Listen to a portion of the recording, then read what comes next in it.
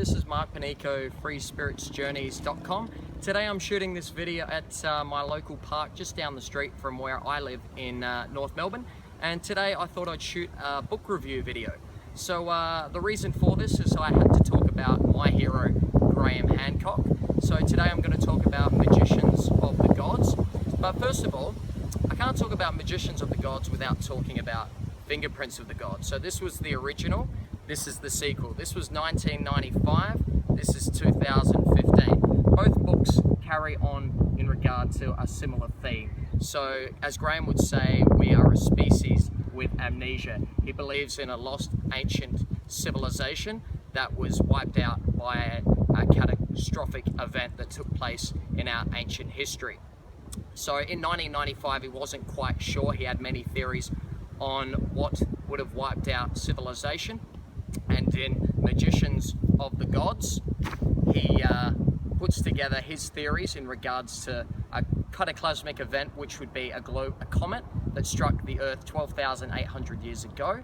And fragments of that finished off the cataclysmic event 1,200 years later, 11,600 years ago. So I wanted to talk about this today because I'm sure many of us are familiar with the story of Atlantis. So Graham believes there was an ancient seafaring high civilization culture that once existed on our planet, and evidence for this is all over the planet. So we've got the Great Giza Plateau with the ancient pyramids, the Great Pyramids, and of course the Sphinx, where you've got an example of weathering around the enclosure of the Sphinx, where you've got water erosion patterns, and it hasn't rained on the Sahara for over 7,000 years. So you have to ask yourself, it would have taken thousands of years of heavy rainfall to do that. And they say they were built in 2500 BC, but if it hasn't rained for 7,000 years, how did that happen?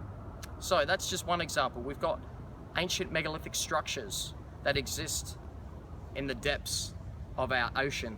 And how were they built? How were they put there? And of course, we've got Göbekli Tepe that was discovered in the late 90s in Turkey.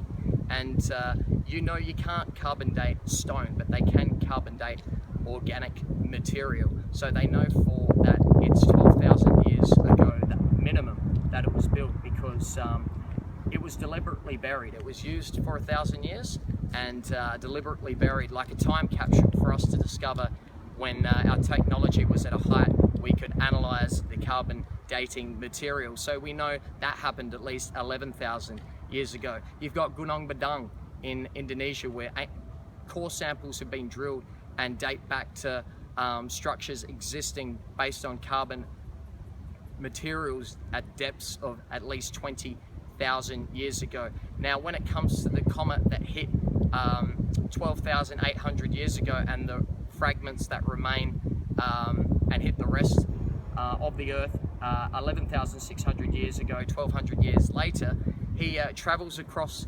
America with Randall Carlson, who is an expert in the field, who they travel across the scablands and show the ancient megalithic works of great devastation that happened on this planet, and not just across North America, where the comet hit the once upon a time ice caps that melted those ice caps, and then obviously we went into the Younger Dryas for 1,200 years, and that's all can be confirmed through geology. But those fragments that were left 1,200 years later that hit, then the Earth again rised up. So there's proof and data of ancient megalithic structures, the works of geniuses that we can't replicate today. Even Lebanon in Baalbek, they've got 1,200 ton plus stones that today, could we lift? Maybe.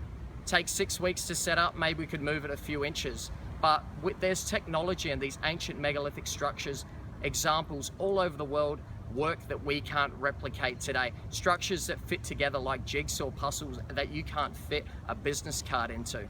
So I'm a massive advocate of Graham Hancock. He's a hero of mine.